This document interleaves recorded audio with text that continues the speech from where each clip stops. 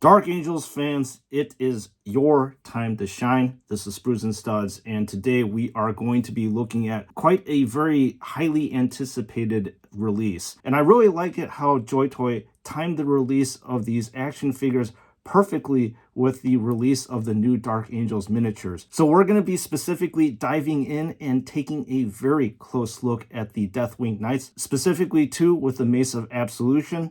So let's get down to it. But before we get to the review, I would just like to let you know I have partnered up with Toy to bring you your action figure needs. I cannot say enough about their customer service. They are fantastic, and shipping times usually run between 7 to 15 days for their free options. But as you can see here, they actually got these Deathwing Knights to my door in just less than 6 days. So remember to click on the link in the description where you will be brought to Flymo's website, and do not forget to use the code SNS to receive 12% off on your purchase. Now let's dive into the review for real. Deathwing Knight with Mace of Absolution 1. And what does taking off the plastic cover reveal? Holy cow, this guy looks absolutely badass. Dare I say, an initial look of this might be even better looking than the Blood Angels Terminators. But anyways, let's dive right on in this lovely hulking piece of plastic. So up top, got some nice lenses with that nice metallic red glow. Then we're going to look at the cowled hooded face of this Deathwing Knight. And from what I can tell, the eyes are screened on nicely with no issues. And there is some shading that's happening within the deeper recesses and wrinkles of this Space Marine's face. And clearly he is sporting a very deep frown. With regards to the plastic on the hood here, it is soft and flexible, and there seems to be some highlights on the outer edges of this hood as well. So we're going to take a look at the pauldron and look at this one right here. It is beautifully crafted with your Dark Angels monk. It looks like he's got Storm Shield and two angelic wings that, well, mimic the Deathwing very well. So if we flip over to the other side, we have a beautiful looking Crux Terminatus, dark matte gray base that's been highlighted up. You've got this nice little rope that's wrapped around the edges of this pauldron. Speaking of this pauldron, I will let you know that JoyToy did redesign this pauldron. I think it's actually for the better. So let's hope that the camera can pick up on this. And look at this mechanism right here. It's kind of like a ball and socket joint, actually, that is attached to the top of the shoulder right here. And then there's a peg that you can move back and forth like this. On the older Terminators, and I happen to have one of my Blood Angels Terminators right here, and they are constructed very much like the Primaris Space Marines, with this kind of loose piece of plastic right here that is wrapped around this joint over here. So it's kind of a flimsy thing. Initial review, I think I like the design of this pauldron better. So on this corner, we have a beautiful golden green heraldic shield. And then moving on to the center of this action figure, you have this nice forest / Caliban green tabard that's going on. You have this corded rope motif that's happening throughout this action figure. And with regards to this tabard in itself, there is a nice dark shading that's happening in the deeper recesses, as well as some nice light highlights up top. The belt right here is rather unadorned, except it has some silver spikes on it. And down here is another corded rope that you can place a dagger in. We shall take a look at the dagger later. And then moving on down, more of this flowy green tabard with some broken swords down at the bottom. So let's flip this tabard up and see what's underneath. Looks like you have another Dark Angels monk with a sword, some nice wings that have been shaded in the recesses of the feathers with the nice golden gilding up top. Let's flip around to the back.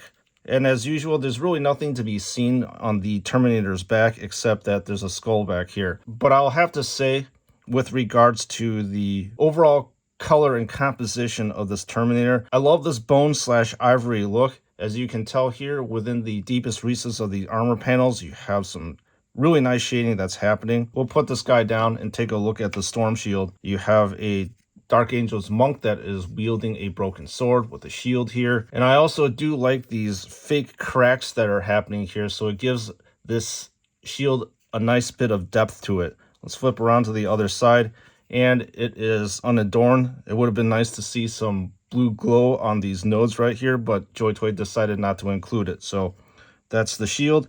And let's take a look at the Mace of Absolution. And this mace is absolutely imposing looking, as there are spikes festooned all over the head of the mace. I like the color combinations of the gold as well as the gunmetal.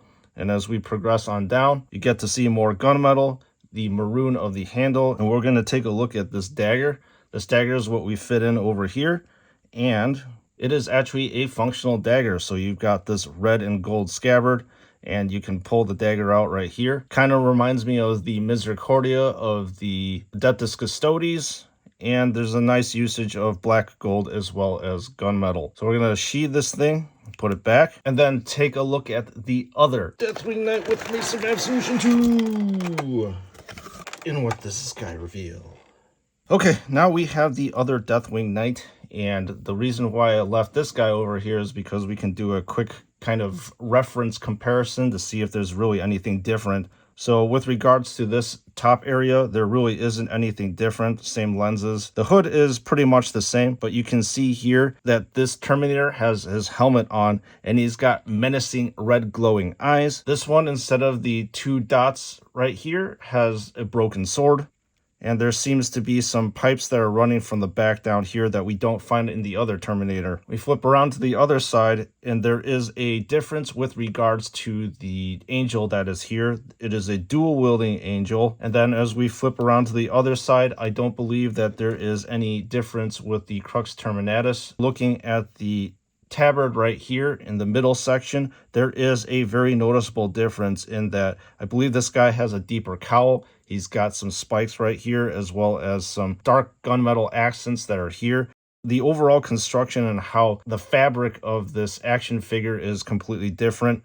I think there's actually more folds in this one, where this area is tucked behind this in front. And then progressing on down with the buckle, you've got golden skull and some deeply shaded eye sockets here, which is once again different from his counterpart. So instead of 1 loop, this guy is rocking twin daggers, which is interesting. And the tabard is also different from his other brother in that he's got no swords, but he's got these little grooved square-like notches here. As we flip up and take a look at the iconography of the lower half of the body, you get to see some golden wings on each leg. So let's take a look at this Deathwing Knight 2's Storm Shield. There is a nice relation throughout the whole entire action figure, where this monk right here that you see matches the monk that is on the pauldron, and it's like that with the other Terminator. So I like that continuity. Once again, you have some cracks that are going out the top of the iconography up here. Twin swords, white wings with golden accents in the background. Let's take a look at the Mace of Absolution. I believe that there really is no appreciable difference between this mace that he wields versus the mace that his other brother wields. And the final thing that we're going to take a look at are the twin daggers of this particular Deathwing Knight. We pull them out of the scabbard. These are exactly the same. So let's just take a look at how these daggers go in their respective loops. So what I'm going to do actually is to unsheath the scabbard and actually run it from the bottom up. I believe that this is the better method. There you go. You have a Deathwing Knight with a closer hand-to-hand weapon. So that wraps up the close-up review of these Deathwing Knights. Let me wrap this one up now. Wow, folks, I am definitely very impressed with the quality of these Deathwing Knights that have been produced by JoyToy. I would have to say the quality of these Terminators might be on par, if not even exceed, the Blood Angels Terminators, but we'll get to that in a later review. But at any rate, focusing in on these Deathwing Knights, I love the iconography that is all over the place with these action figures. I also do like the look of the Maces of Absolution, and I'll have to let you know that these things are properly sharp, so be careful with them. And just the look of the tabards that these knights have really make them stand out in contrast with the ivory color of the armor. So there's one thing I'll have to let you know. When I was actually posing these action figures for their B-reel, their wrists are a little bit loose. The shield is actually quite weighty. It'll pull the wrist down, so you have to compensate it by moving the elbow joint up.